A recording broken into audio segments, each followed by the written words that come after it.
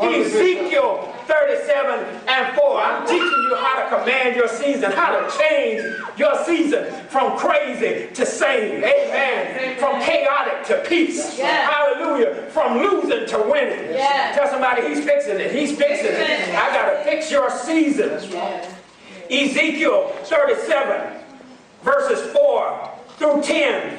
Then he said to me, prophesy to these bones and say to them, dry bones, hear the word of the Lord. That's what you got to speak to them dry places in your life. Yes. Hear the word of the Lord.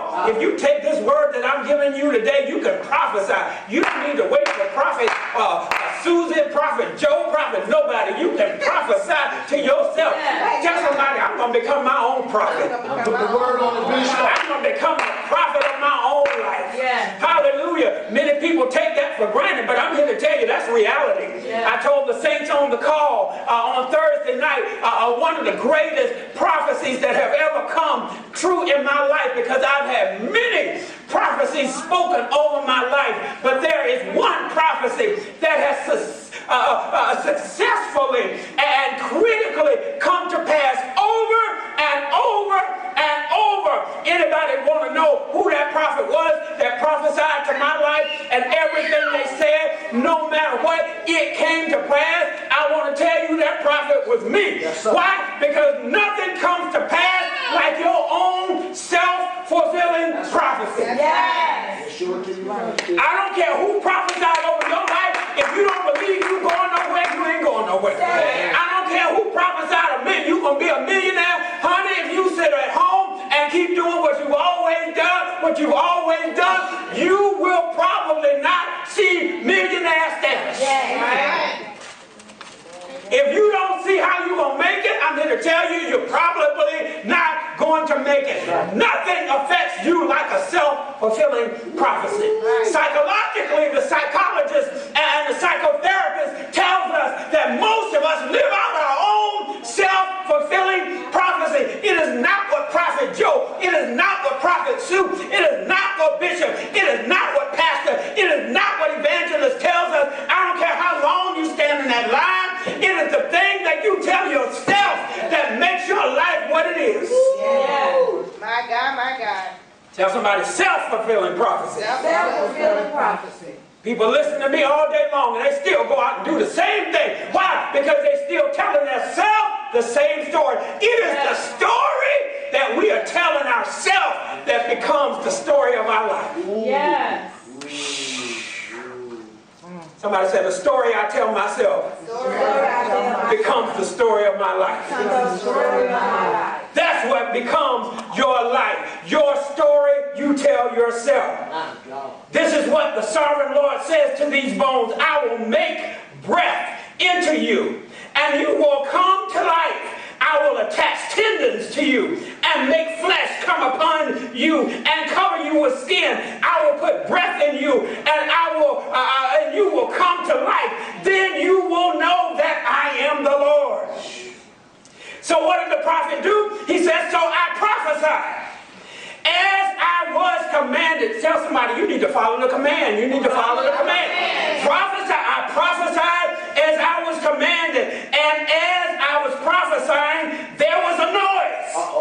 A rattling sound. Somebody give me a rattling sound. Somebody come on, hit the chair. Something. Rattle something. Yeah, there you go. Thank you, Taylor. And there was a rattling sound. Thank you. There was a noise, a rattling sound. And the bones came together. Yeah. Bone to bone.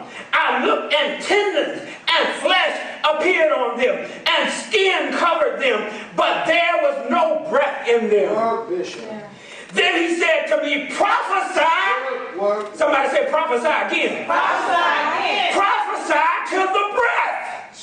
Prophesy, son of man, and say to it, this is what the sovereign Lord says. Come breathe from the four winds. Come breath from the four winds and breathe into these slain, that they may live. So I prophesied.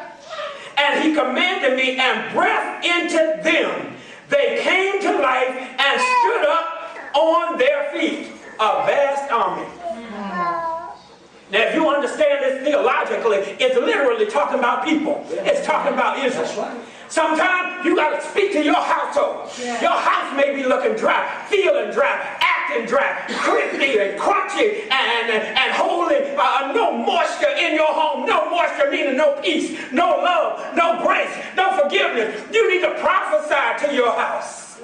Prophesy to your church. Prophesy to your business. Speak to it. He says, so I prophesied. They came to life and stood up on their feet. I prophesied to this house. Everything is coming to pass. Every word that I've spoken is coming to pass, and my feet are swift. Somebody said, I'm going to give you the subtopic to this scripture. Everybody say, speak life. Speak life. Speak life.